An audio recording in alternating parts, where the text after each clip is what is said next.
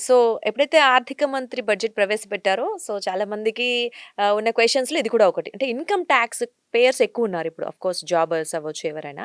But వాళ్ళేంటంటే మనకేమైనా benefits ఇచ్చారా? ఇంకా ఇన్‌కమ్ టాక్స్‌కి సంబంధించి ఏదైనా స్టాండర్డ్ డిడక్షన్‌లో అవ్వచ్చు, లేకపోతే ఇంకేమైనా మార్పులు అంటే సర్టిఫైడ్ అంటే కరెక్ట్ అమౌంట్‌లో ఏమన్నా చేంజెస్ చేశారా అనేది ఒక డౌట్స్ ఉన్నాయి. ఏమన్నా జరిగాయా అండి అవి?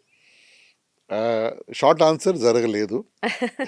అవునా? కానీ ఎక్స్‌పెక్టేషన్స్ చాలా ఎక్కువుండేవి సొసైటీలో చాలా అంటే మందికి. బడ్జెట్ ప్రవేశపెట్టక ముందు ముందు ఏమన్నా ఇస్తారేమో అనుకున్నారా? ఇస్తారేమో అనుకున్నారు. ఓకే.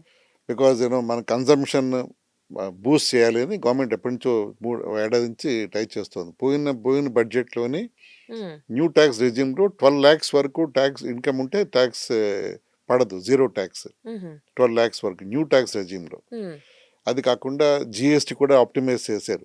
అంటే కామన్ మ్యాన్ బయట కొనాలంటే ఐటెమ్స్ కొనేప్పుడు కొంచెం తక్కువ ధరలు ఫేస్ చేశారు ఇప్పుడు. హ్మ్. ఆర్బీఐ కూడా రెపో రేట్స్‌ని పెంచడం జరిగింది. ఓకే. తగ్గించింది. అంటే తగ్గిచ్చింది. ఆ! మనీ ఫ్లో పెంచింది సొసైటీలో, హ్మ్. హ్మ్. ఎకానమీలో.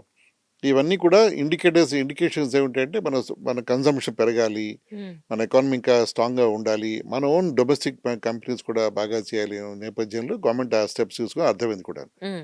గవర్నమెంట్ చెప్పడం కూడా జరిగింది. ఈ ఈ బేసిస్ మీద చేస్తున్నామని. హ్మ్. సో, ఆ కంటిన్యూగా వెళ్తే ఆ థాట్స్ ఆ డైరెక్షన్‌లో వెళ్తే ఈ ఏడాది కూడా ఒకవేళ పెర్హాప్స్ ఛాన్స్ ఉందా ఇన్‌కమ్ హ్మ్. టాక్స్‌లో రిలీఫ్ రావడానికి? హ్మ్. ఇంకొంచెం డబ్బు ప్రజల చేతిలో మిగులుతుంది కదా!